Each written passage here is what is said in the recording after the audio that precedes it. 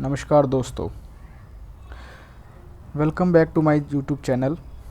जब हमें नौकरी मिलती है तो खुशी के साथ साथ हमें ये भी जानना ज़रूरी होता है और हम ये जानने के इच्छुक भी होते हैं कि हमें एक साल में कितनी छुट्टियां मिलेंगी। तो इस वीडियो में मैं यही बताऊंगा कि हमें एक साल में कितनी छुट्टियां मिलती हैं और कितने प्रकार की छुट्टियां मिलती हैं। तो आइए जानते हैं कि हमें एक साल में कितनी छुट्टियां मिलती हैं और कितने प्रकार की छुट्टियां मिलती हैं और हम उन्हें अधिकतम एक बार में कितनी छुट्टी ले सकते हैं। तो प्लीज़ इस वीडियो को पूरा देखना और आगे बढ़ने से पहले इसको सब्सक्राइब कर देना और वीडियो को लाइक कर देना।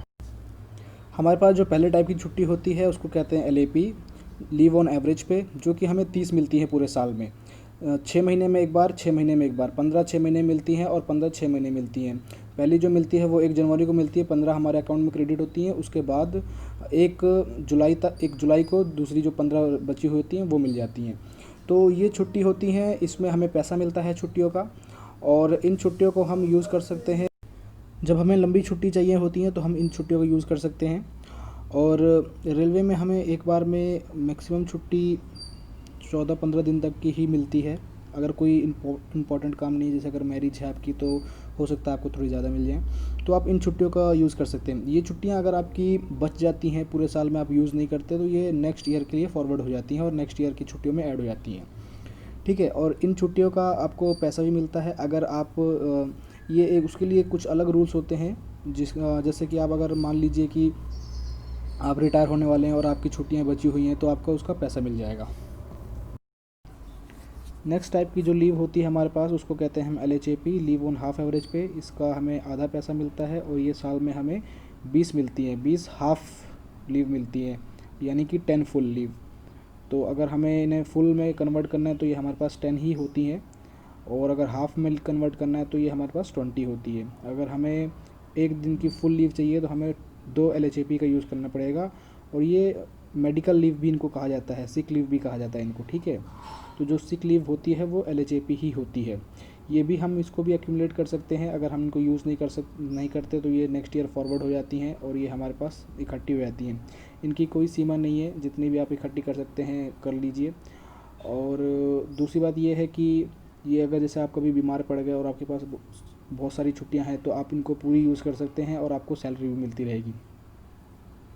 उसके बाद एक और होता है, उसको कहते हैं हम कैजुअल लीव, जो कि हमें साल में 10 मिलती है। कैजुअल लीव ऐसी होती है जैसे आपको मान लीजिए 1 या 2 दिन की छुट्टी चाहिए, जिसमें आप इंटीमेशन नहीं दे सकते, आपको इमरजेंसी छुट्टी चाहिए, तो आप उसको ले सकते हैं। तो ये वेरी करता है, किसी किसी को 8 मिलता है, किसी किसी को 10 मिलता है, बट रेलवे में रनिंग स्टाफ को ये 10 ही मिलता है। ठीक है। तो इस तरह से अगर हम देखें तो 30 LAP और 10 LHAP, जो कि फुल LHAP 10 होती हैं, और 10 कैजुअल, तो ये अराउंड 50 के आसपास हमारे पास लीव होती हैं, 50 लीव होती हैं। ठीक है। उसके बाद उसके अलावा भी कुछ डिफरेंट टाइप की लीव्स होती हैं, जो कि ज़रूरी नहीं है कि आपको मिले ही मिलें, लेकिन उनमें से कुछ ऐसी भी होती हैं जो मिलती हैं। तो उनके बारे में हम बात कर लेते हैं। तो सबसे पहले आता है special CL।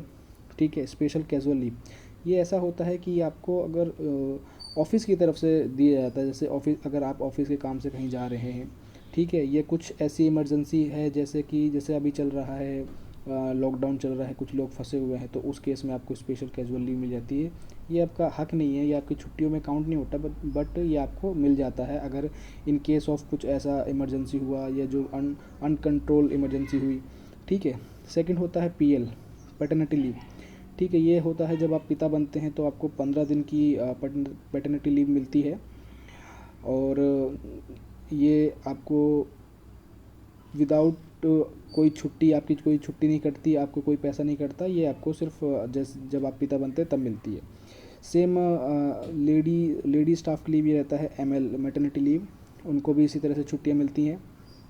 Joining time leave, यानी JT जिसको कहते हैं। तो JT कुछ ऐसा होता है कि जैसे आपको कोई रेलवे ने कहीं ट्रांसफ़र किया, आप एक जगह से दूसरे जगह पे गए, एक डिवीज़न तो नहीं, लेकिन एक लॉबी से दूसरी लॉबी में गए, तो जब रेलवे आपको खुद से ट्रांसफ़र करता है तो वो आपको ज्वाइनिंग टाइम लीव देता है 15 दिन की। तो आप उसको यूज़ कर सकते हैं अपना सेटलमेंट करने में, या जो भी है रेस्ट करने में, जैसे भी आप यूज़ करना चाहते हैं, या फिर आप उसको बाद के लिए भी रख सकते हैं, एक्यूमुलेट करके भी रख सकते हैं। ठीक है। थर्ड होता है LWP, लीव विदाउट पे।